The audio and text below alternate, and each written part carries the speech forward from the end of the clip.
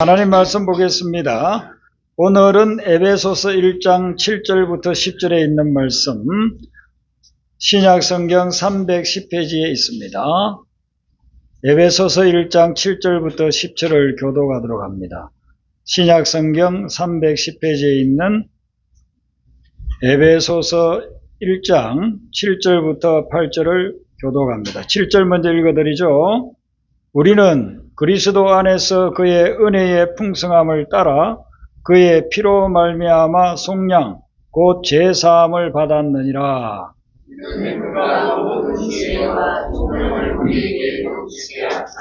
그 뜻의 비밀을 우리에게 알리신 것이요 그의 기뻐하심을 따라 그리스도 안에서 때가 찬 경륜을 위하여 예정하신 것이니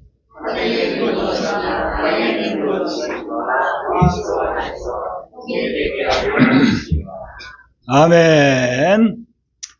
예수님이 십자가를 질 때에 주변에 다양한 사람들이 예수님이 십자가 지는 것을 보기도 하고 그 가정에 참여하기도 했습니다. 그런데 그 가운데서 극명하게 대조되는 운명, 그걸 맞이한 사람들이 두 사람이 있습니다. 한 사람은 가룟 유다고 다른 사람은 바라바입니다. 가룟 유다는 예수님을 3년 반 동안 따라다니면서 배웠던 사람이고 신임을 얻어가지고 예수님 제자 그룹의 재정을 담당하기까지 한 사람입니다. 그러니까 이 사람이 예수님 십자가 질 때에는 끝까지 따라갈 만한 그런 사람 아니겠습니까? 그런데 이 사람이 예수님 십자가 지려고 하니까 예수님을 대제사장 그리고 유대인들 그룹에 은 30냥을 받고 팔아버렸어요. 그리고 난 후에는 자기가 스승을 팔았다는 이 죄책감 때문에 아주 괴로워하다가 결국 삶을 포기하고 말았습니다. 예수님께 3년 반 동안 배웠던 제자라고 한다면 끝까지 가야 될 거 아닙니까?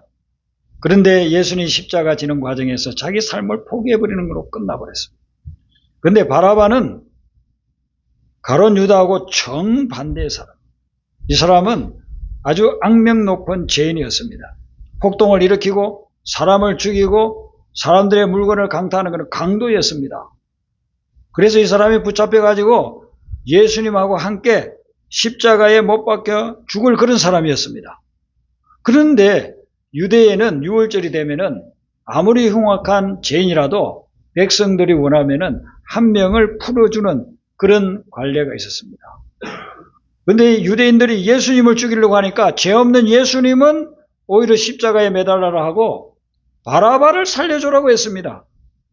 그래서 십자가에 매달려 죽을 일보 직전에 이 바라바는 살아났습니다. 누구 때문에? 예수님 때문에 살아났습니다. 그래서 바라바는 그때 이후로 예수님만 생각하면은 내가 매달려야 할 십자가, 저분이 대신 죽으시고 대신 매달림으로 인해서 내가 살아났구나. 바라바에 대한 이야기는 마태, 마가, 누가, 요한복음, 사복음서에 다 나오지만 짧게 제가 지금 말씀드린 이 부분만 나오고 그 외에는 나오질 않아요. 그래서 그 이후에 바라바가 어떻게 살았는지, 어떻게 죽었는지는 전혀 몰라요. 기독교 전성에 약간 나오는 그런 부분들이 있지만 그건 명확하지 않고 1950 몇 년도인가 스웨덴의 유명한 작가가 바라바라는 소설을 썼습니다. 그래서 그 소설이 너무너무 잘 돼가지고 노벨 문학상까지 받았습니다. 그래서 저도 신학교 다닐 때 그걸 사서 읽어본 적이 있는데 성경에 관련된 부분은 정확하지만 그 외에는 작가의 상상으로 기록을 해놓은 거예요. 근데 아무튼 거기에도 보면 이 바라바가 예수님 때문에 자기가 살아났다는 걸 깨닫고 그리고서는 그 이후로 예수님의 제자와 같은 그런 삶을 살아가는 것을 볼 수가 있습니다. 여러분 오늘 이 본문 말씀을 여러분들 보시면 7절에 그의 피로 말미암아 속량 곧 제사함을 받았다라는 말씀이 있어요. 속량이라고 하는 말은 무엇이냐면은 노예들의 몸값을 대신 지불해주고 그리고 노예를 사서 노예를 자유롭게 해주는 그것을 이야기를 합니다. 여러분 가룟 유다는 예수님 따라다니면서 예수님이 죄인들을 용서해 주는 거 봤어요. 가령 삭개오 같은 경우에 삭개오는 세리장이라고 했잖아요. 세리들 중에서도 우두머리예요. 세리는 요즘으로 치면은요 세무서원입니다. 그 세무서원들 중에 우두머리니까 세무서장 정도 되겠죠. 그런데 오늘날 이 세리들 세무서원하고 예수님 당시 2000년 전에 세리하고는 아주 다릅니다. 그 당시 유대인들의 그 세리, 이 세리들은요, 유대인들이 지나가면서 세리만 가면 다 손가락질하고 욕을 했습니다. 왜 그러냐 하면은 로마가 지배하고 있을 때니까 로마가 1인당 10만 원만 세금을 걷어들이라 이렇게 하면 이 세리들은요, 한 50만 원 걷어들이는 거예요. 그래서 10만 원은 로마 제국 당국에 주고 나머지 40만 원 자기가 착복해요. 2000년 전에 유대인들 얼마나 못 살았습니까? 식민지 통치를 당하고 있으니 얼마나 못 살았습니까? 먹고 살 것도 없는데 세금을 수탈해 가는 것입니다. 오늘날 만약에 그렇게 한다면 다 돌을 던져서 죽일 수도 있겠죠. 그런데 막강한 로마 제국의 군사력의 그 배경을 가지고 있기 때문에 사람들이 그 세리를 죽이지를 못합니다. 그런데 자기들 재산을 갖다가 먹고 살기도 힘들어서 굶어 죽어가는 자기들에게 또 빼앗아가는, 그러니까 얼마나 매국노고 얼마나 흉악무도한 사람으로 취급받았겠습니까? 그런데 그런 세리장이 예수님을 만났는데 예수님이 그 세리장이 회개하는 걸 보고서는 그대로 용서해주고 세리장에게 이 집에 구원이 임하였다라고서 선포를 해주시는 거예요. 그걸 가룟 유다가 다 봤습니다. 예수님이 선포하는 회개하라, 천국이 가까웠다. 이 말씀을 전할 때 회개하면 천국을 누리는구나. 그 말씀도 들었습니다. 그런데 가룟 유다는 막상 자기가 죄를 짓고 예수님을 배반하고 예수님을 부인하고 그리고서는 그에 대한 자책감을 가질 때는 내가 죄를 회개하고 고백하면 하나님이 용서해 주신다는 그걸 깨달지를 못한 거예요. 그래서 자기가 지은 죄 때문에 자책방에 빠져서 괴로워하다가 결국 자기 목숨을 스스로 끊고 말았다는 것입니다. 오늘 7절 말씀은 그 진리를 분명히 이야기해주고 있습니다.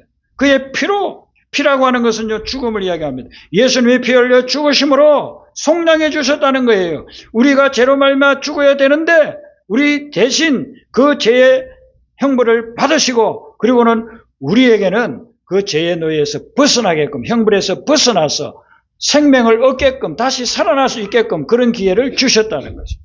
그걸 지금 이렇게 선포하고 있는 것입니다. 에베소서를 계속 읽어보면요, 이런 말씀들이 계속 반복적으로 해서 나오고 있는 것을 볼 수가 있습니다.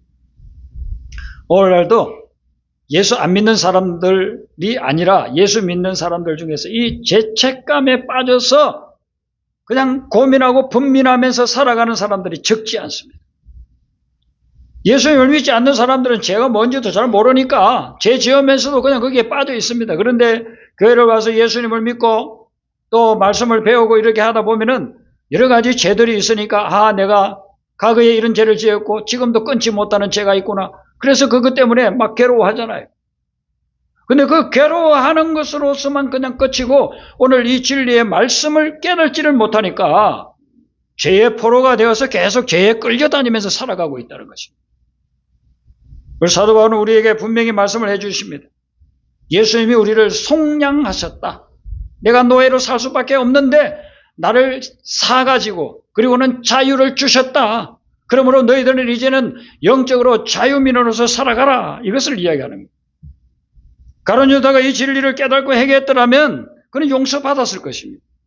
예수님이 십자가 지실 때에 가룟 유다만 배반했습니까? 가룟 유다만 예수님을 배신하고 그렇게 예수님을 팔아버렸습니까? 성경에 보면은요, 다른 제자들도 다 예수님을 버렸다. 그렇게. 그래, 다른 12제자들도 다 예수님 배신한 겁니다.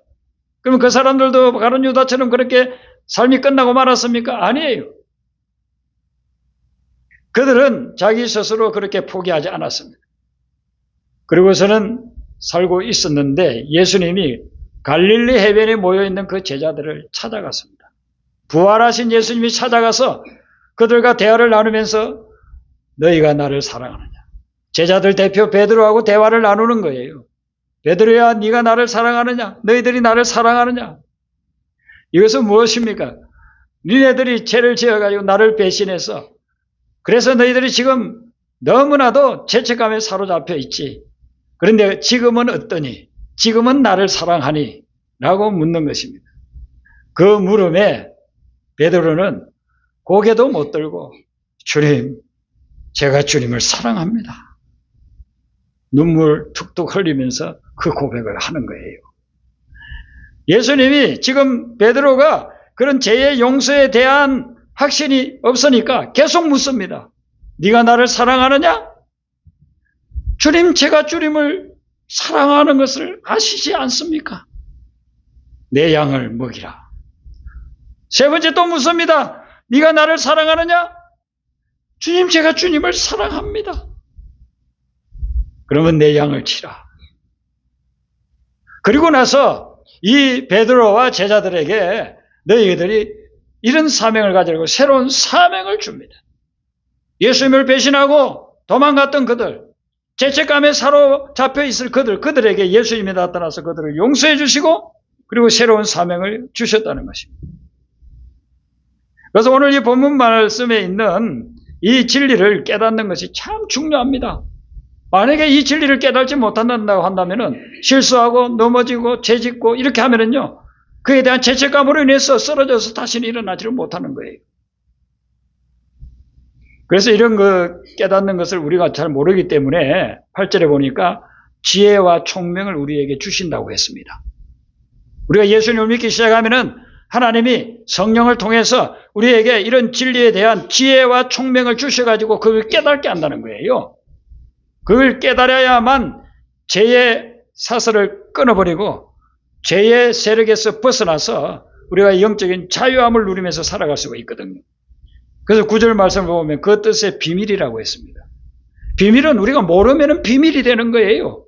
다른 사람은 다 알고 있는데 나는 모르면 나에게는 그게 비밀이 되는 것입니다. 어디에 가면은 공짜로 밥을 준다더라. 요즘 그렇게 공짜로 밥 주는 데들이 있잖아요. 노숙자들에게 매일 전심을 공짜로 준다더라. 그러면 그게 알면은 가면은요 공짜로 얻어먹을 수 있어요. 그런데 모르면은 배가 고파서 죽어가면서도 밥을 못 얻어먹는 겁니다. 모르면 그곳은 비밀의 장소가 되는 것이죠. 알면은 비밀이 아니고 하나님께서 우리에게 구원에 대한 그 뜻의 비밀을 만들어 놓으셨어요. 근데 그걸 우리가 모르면 계속 죄에 짓눌려 가지고 죄책감에 그리고 죄의 종로로 하면서 끌려다니는 그런 삶을 살지만 그 비밀을 깨달으면 죄와의 관계를 다 끊어버리고 올바르게 살아간다.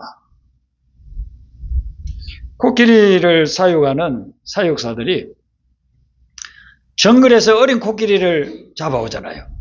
근데 코끼리가 어려도 뭐 웬만한 소처럼 덩치가 크지 않습니까? 그러니까 이 정글에서 다녔기 때문에 어린 코끼리를 제대로 통제하기가 어려워요.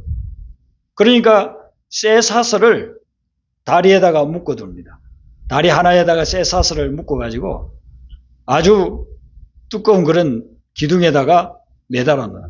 그 길이는 한 4, 5m 정도 됩니다. 그럼 어린 코끼리는 도망가고 싶잖아요. 정글에서 살았는데 그게 갇혀 있으니까 얼마나 답답합니까? 그래서 도망가려고 탁 가면은 쇠사슬이 쩔그렁 하면서 그냥 붙잡아요. 또 시도해보면은 또 붙잡아요. 그러니까 거기를 벗어나지를 못합니다. 그냥 4, 5m 그 근방에서만 왔다 갔다 하는 거예요. 근데 몇 년 지나면은요, 이 코끼리가 덩치가 엄청나게 커집니다. 아주 성장해가지고 2배, 3배 커집니다. 그때에 이 사육사가 그 쇠사슬을 갖다가 끊어버리고 그냥 끈으로 이렇게 한 4, 5m 정도 길이로 해놓는데요. 그럼 이 덩치가 크기 때문에 이 코끼리는요, 자기가 힘만 주면요, 얼마든지 그 끊어버릴 수 있어요. 그런 끈인데도 몇 년 동안 자기가 움직이려고 하면은 이 5m 밖으로 나가려고 하면은 붙잡아두던 그것에 습관이 되어가지고 다리에 뭐이 걸려있다고 생각하면 그걸 쇠사슬로만 생각하고 있다는 거예요. 그래서 얼마든지 그 끊어버릴 수 있음에도 불구하고 자기 힘이 충분히 있음에도 불구하고 절대로 5m 이상은 움직이지를 않는다는 겁니다. 어떻게 보면 우리가 죄를 지으면은요, 이런 죄의 쇠사슬에 꽉 사로잡혀서 그 이상을 나가지를 못해요. 근데 그걸 나가려고 하면은 오늘 이 진리의 말씀, 예수님이 내 죄를 대신 속량해 주셨다는 것을 깨달아야 그 죄와 끊어버리고 자유함을 가지고 살아갈 수 있는데, 그걸 모르는 사람들은, 지금도 이 교회 밖에서 하나님을 모르고 있는 사람들, 이 진리를 모르는 사람들은 죄의 노예가 돼가지고 계속 끌려다니면서 살아가고 있다는 것입니다. 그래서 사도 바울이 선포하는 거예요. 속량 곧 제사함을 너희들이 받았다. 예수님이 너희들의 죄를 대신 다 지고서 그 형벌을 다 받았다. 그러므로 이제는 너희들은 그 죄의 사슬에 얽매여 있지 말고 그걸 끊어버리고 이제는 주님 따라가면서 영적으로 자유함을 얻으라. 이렇게 지금 근거를 하고 있는 거예요. 우리가 찬송가 305장에 보면은 나 같은 죄인 살리신이 있잖아요. 이 나 같은 죄인 살리신 작사를 한 사람은 존 뉴턴이고, 과학자 존 뉴턴이 아니고 나중에 목회자가 된 존 뉴턴인데, 이게 미국인들 멜로디, 우리가 잘 아는 어메이징 그레이스, 미국인의 그 전통적인 멜로디입니다. 그게 거기에 붙여가지고 얼마나 우리가 애창을 합니까? 그래서 미국 사람들이 가장 좋아하는 노래를 이렇게 앙케이트 설문조사를 해보면은 항상 어메이징 그레이스를 가장 좋아한다. 이게 1위로 나오거든요. 그 가사가 나 같은 죄인 살리신 그 은혜 놀라워 잃었던 생명 찾았다고 그랬어요. 그 전에는 이게 이제 영어로 보면요, I once was lost라고. 나는 그 전에는 잃어버림을 당했는데 이제는 다시 주님이 나를 발견하고 찾아가지고 새로운 생명을 얻었다는 그런 고백을 해요. 그런데 이런 고백을 할 정도면은 대단한 믿음의 사람 아닙니까? 근데 이 사람은 원래 노예를 잡아다가 파는 선장, 노예선의 선장이었어요. 얼마나 많은 죄를 저질렀는지 몰라요. 제가 여러분들에게 이 입으로 전해줄 수가 없는 그런 죄들을, 이번에 전기를 읽어보면 그런 죄들이 나와요. 노예를 아프리카에서 잡아서 미국까지 끌고 오면서요, 온갖 죄를 다 저질러요. 오다가 대서양에서 죽으면 그냥 버려요. 자기 마음에 안 들면 그냥 죽여버려요. 그런 온갖 죄를 다 저질렀던 사람이에요. 이 사람은 절대로 목회자가 될 수 없는 사람. 그런데 오늘 이 말씀에 있는 예수님이 내가 지금 모든 죄에 대한 죄의 형벌을 대신 받으시고 나를 속량해 주셨다는 그 말씀의 은혜를 받아가지고 그런 변화되어서 복음을 전하는 목회자가 된 거예요. 그래서 그가 변화되고 나서 보니까 자기가 얼마나 흉악한 인간이었는지, 잃었던 생명을 잃어버렸어요. 영적인 생명을 잃어버렸던 그런 사람이었어요. 그런데 그리스도 안에서 자기는 다시 발견되었고 강명을 얻게 되었다. 그런 고백을 하고 있는 거예요. 필리핀의 2차 대전 때요, 정글에서 연합군하고 싸웠던 군인들이 많았습니다. 수십만 명이었습니다. 그런데 연합군이 이제 더 공격력을 가지고서 공격을 해오니까 그 정글에서 막 흩어졌습니다. 그래서 뭐 장교가 명령을 해도 정글에 다 흩어졌는데 이게 뭐 모을 수가 없어요. 그러다가 이 일본군이 완전히 패망해가지고 항복함으로 인해서 일본군들 본대들은 전부 다 일본으로 다시 돌아갔습니다.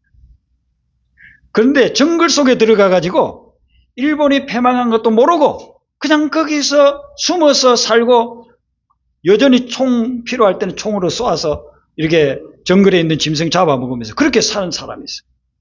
29년 만에 발견이 됐습니다. 그 사람. 29년 만에 발견됐는데요. 처음에는요, 계속해서 사람들 싸고 죽이고 하려고 전쟁하는 그런 걸로 돼요. 그래서 계속 그 사람에게 이야기했습니다. 전쟁은 끝난 거야. 전쟁은 끝난 거야. 그런 증거들을 제시해주고. 그래서 그 사람이 사회로 나왔을 때에 29년 동안 자기가 정글에서 쏘가서 산 것을 깨달았습니다. 그래서 왜 쏘갔을까요? 모르니까.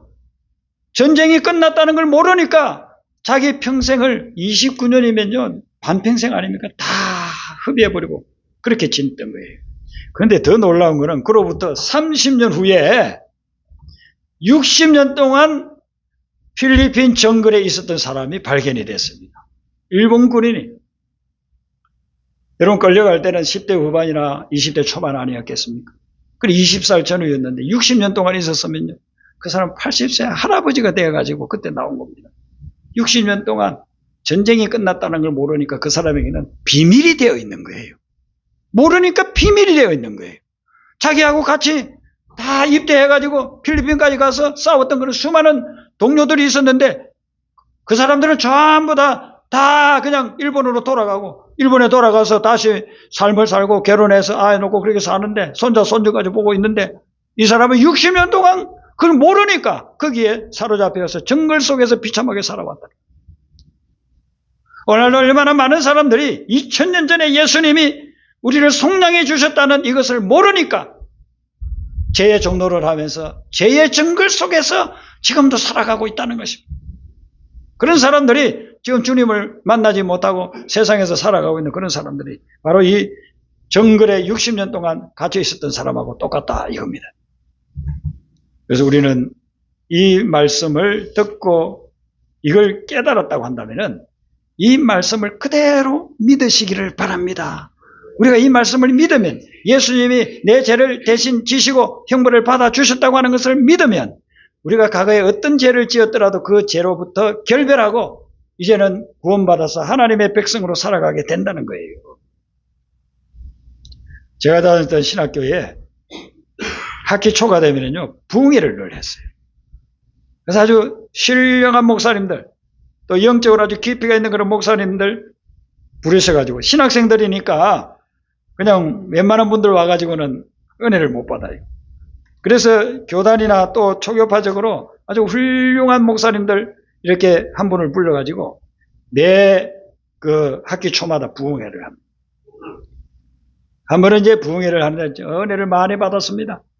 그리고 말씀 끝나고 나면은요 이제 막 기도하는 시간입니다. 내 말씀을 끝났는데 한 신학생이 목사님 제가 회개할 게 있습니다 하면서 강단 앞으로 나왔어요. 그래서 이 목사님이 놀라는 겁니다. 왜냐면 지금 같이 이제 기도 들어가는데 갑자기 한 학생이 손을 들고 나오면서 제가 회개할 게 있습니다 하니까. 근데 그걸 뭐 중단할 수는 없고 나오라고 해서 무엇을 회개하려고 합니까 하니까 자기가 예수 믿기 전에 또 이 신학교 오기 전에 지었던 죄들을 하나둘 사람들이 듣기 민망한 그런 죄까지도 전부 다 토합니다. 그리고 고백을 합니다. 그걸 들으면서 신학교 교수들도 은혜를 받고 학생들도 은혜를 받고 나는 저 사람보다 더 큰 죄 지었는데도 고백하지 못하고 있는데 어떻게 저렇게 자기 죄를 갖다가 낱낱이 다 고백하면서 이 수백 명 앞에서 저렇게 회개할 수 있을까? 뭐 그 회개로 인해서 다른 사람들도 같이 막 회개하면서 막 회개의 불이 떨어졌습니다. 그래서 그 해의 부흥회에 엄청난 은혜를 받고 신학생들이 막 변화되고 뒤집어졌습니다. 그리고 이제 6개월이 지나가지고 새학기가 됐어요. 새학기가 돼서 또 다른 목사님을 모시고 부흥회를 막 했습니다. 그랬더니 한 이틀 지나고 나니까 설교가 다 끝나고 난 시점에 또 누가 손을 들고서는요, 목사님 저 회개할 게 있습니다 하면서 나와요. 보니까 지난 학기에 했던 그 학생이에요.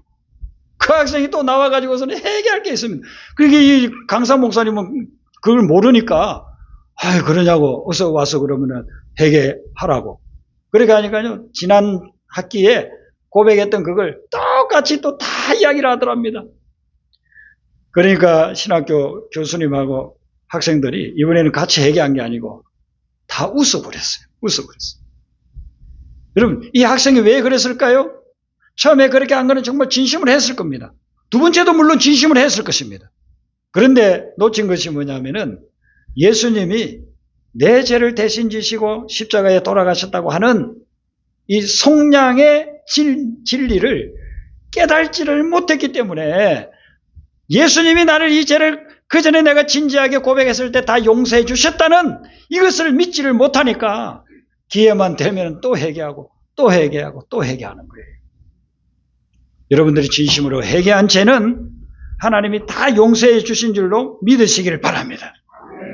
누구 때문에 그러느냐면 예수님이 이미 우리가 저지른 모든 죄에 대해서 속량해 주셨기 때문에 그래서 그리스도 안에서 우리의 모든 죄를 용서해 주셨다는 거예요. 그걸 믿으셔야 여러분들이 죄책감에 사로잡혀서 고민하면서 잠 못 이루면서 사는 그런 삶을 살지 않는다는 거예요. 오늘 이 말씀을 붙잡고 여러분들이 죄 때문에 죄책감으로 인해서 고민하고 있다고 한다면은 하나님 앞에 먼저 진지하게 고백하세요. 그렇게 죄를 회개하고 난 후에는 예수님이 내 죄를 대신해 주셨다는 그 예수님의 그리스도 십자가의 은혜를 마음에 믿고 그 은혜를 그대로 받아들이면 하나님께서 여러분들을 용서하신과 동시에 여러분들이 새로운 삶을 살아갈 수 있게 해 주실 줄로 믿습니다. 그게 바로 사도 바울도 고백하고 있는 거예요. 사도 바울도 예수님을 만나기 전에 얼마나 흉한 죄들을 지었습니까? 그런데 그가 예수님을 만나고 나서 이 은혜를 깨달고서는 에베소에 있는 교회 교인들에게 오늘 이 말씀을 전하는 것입니다. 그리고 고린도 교회 교인들에게는 누구든지 그리스도 안에 있으면 새로운 피조물이라 이전 것은 지나갔으니 보라 새 것이 되었도다 라고서 선포하고 있는 것입니다. 이런 사죄의 은총, 용서의 은혜를 여러분의 마음에 되새기고 믿고서 담대하게 주님과 더불어 살아가는 그런 한 주간이 되시기를 바랍니다. 우리 아까 불렀던 찬송 복음성가 80장입니다. 복음성가 80장 부릅니다.